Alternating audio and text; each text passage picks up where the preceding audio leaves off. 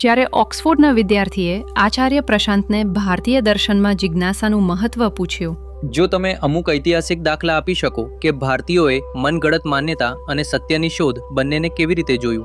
તમે ઉપનિષદો જુઓ, ઉપનિષદો વાંચો. આ ઉપનિષદો વેદોના કર્મકાંડના ભાગ પછી આવે છે અને એ એટલું સુંદર અને ભવ્ય છે કે વેદના શરૂઆતના ભાગમાં જે કહેવાયું છે તેના પર ઉપનિષદો એટલી ઊંડાણથી અને પ્રામાણિકતાથી પ્રશ્ન ઉઠાવે છે અને તે અંતમાં આવે છે. દાખલા તરીકે કર્મકાંડ સંહિતાલો ભાગ. આપણે કહીશું, ઠીક છે, બધી શક્તિઓ મારાથી બહાર છે અને તેઓ પ્રકૃતિના વિવિધ પાસાઓની પૂજા કરશે, ખરું ને? અલગ અલગ દેવો તરીકે અગ્નિ છે, વરુણ છે, ઇન્દ્ર છે, ખરું ને? અને એ બધા પૂજાય છે. હકીકતમાં ઋગ્વેદની શરૂઆત જ અગ્નિ ઉપાસનાથી થાય છે. અને પછી તમે ઉપનિષદો પર આવો છો અને તેઓ કંઈક ઘણું ઊંચું અને ગહન કહે છે. તેઓ કહે છે કે આ દેખાતા બ્રહ્માંડના કોઈ પણ પાસા સાથે જોડાવાની જરૂર નથી.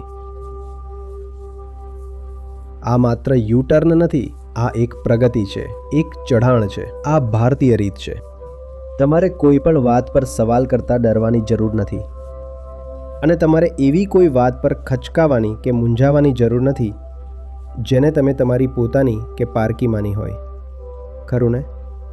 સમજાય છે? તો આ કેટલું સુંદર છે. તમે એક વાત કહો કે એ જ પુસ્તકમાં, એ જ પવિત્ર ગ્રંથમાં, એ જ શાસ્ત્રના ભાગરૂપે પછી તમે જે કહ્યું છે તેના પર જ સવાલ કરો છો. તમે બીજા કોઈએ કહેલી વાત પર સવાલ નથી કરી રહ્યા. તમારામાં એ આધ્યાત્મિક અને બૌદ્ધિક હિંમત છે કે તમે તમારા જ શબ્દો અને મંતવ્યો તરફ વળો અને તેમને પડકારો. અને માત્ર પડકારો જ નહીં, હકીકતમાં તેમને નિર્દયતાથી નકારી દો. તો એ કેટલું અદ્ભુત છે. ભારત માત્ર વિચારો કે કલ્પનાઓમાં નથી જીવતું, ભારત સત્યને પૂજે છે. તેથી જો કોઈ વસ્તુ મારી પાસે સત્યની છબી બનીને આવે તો ભારતીય રીત એ પૂછવાની છે કે શું આ સત્ય છે કે માત્ર એક છબી? તમે કંઈક લઈને આવો અને એના પર સવાલ થાય.